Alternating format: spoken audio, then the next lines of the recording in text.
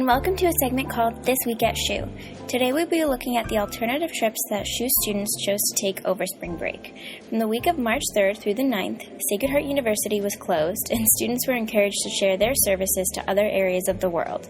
Although most students seemed to seek warmer ground in Florida, the majority of students chose to participate in an alternative spring break, which may include attending a mission trip, working with Habitat for Humanity, or going with a choir, a major branch of the performing arts, to share their music in Ireland. The first trip that I would like to focus on is the mission trip some students took to the impoverished Guatemala. Living, working, and experiencing Guatemala was an extreme culture shock for these students. It was a complete cultural inter-exchange of customs, ideas, and needs, a total life swap. The following is an account of a mission trip to Guatemala.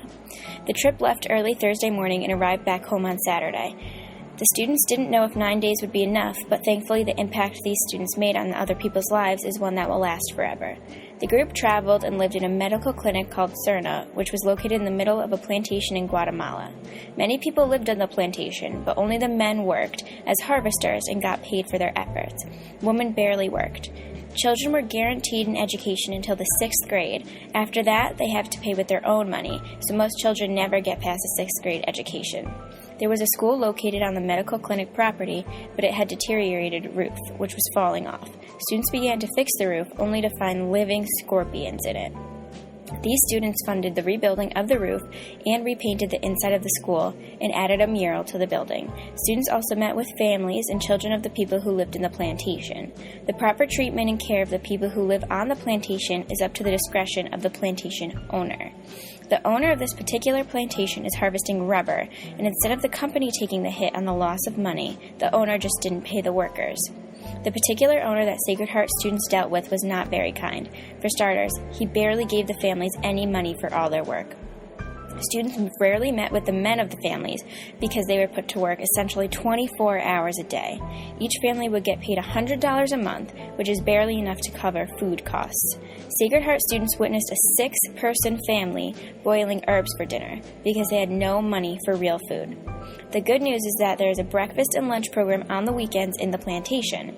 After witnessing all of this, students wanted to fund a dinner program or food pantry, so when people are in need, they have supplies.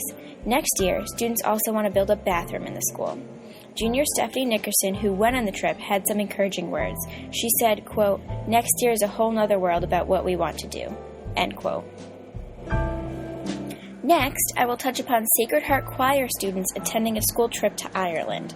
Here, students in the choir traveled around Ireland and sang songs in many different arenas to many different people. The Sacred Heart Ireland Traveling Choir left the Friday before break and arrived in Dingle Saturday, March 1st after a 6.5-hour flight. After being there for exactly a week, they arrived back at Sacred Heart the following Friday afternoon. The first concert that the SHU choirs played was in a location called the Church of the Purification on the outskirts of a small town in Ireland. The woman that attended that church enjoyed the choir's performance so immensely that she invited them to sing at the school she worked in. So Monday, the choir sang in the morning at St. John's Preparatory School in Tralee, and Monday night they sang at St. Mary's Church in the town of Dingle. The following day, Tuesday, they performed at St. Mary's Church in Killarney, which is a city in Ireland. And Wednesday, they explored the beautiful and vast cliffs of Mar. They then took a travel day to drive across the country to Dublin to reach their ultimate destination. Lastly, on Thursday, March 6th, they sang at St. Patrick's Cathedral in Dublin. In total, the SHU Ireland Choir performed about 5 times. They participated in many traveling experiences while singing. The choir also traveled and visited the Ring of Kerry, a famous seaside drive, and explored the town of Dingle along with numerous chaperones who attended the trip as well, including parents and choir directors Dr. J. and Galen. I asked one of the seniors on the trip, Colleen Crowley, her favorite part of her Ireland experience.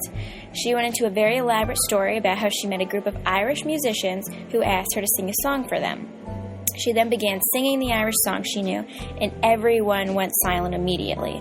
She said, quote, "Later I saw one of the musicians, a big burly man, and he told me my singing made him cry," end quote. When the choir was ready to leave Ireland, they returned extremely tired since the time difference in Ireland is 5 hours ahead of us. Sacred Heart students were definitely jet-lagged upon arrival, just in time for classes to start up again. All right, friends, that's all the time we have left for today. Thanks for listening, and have a good day.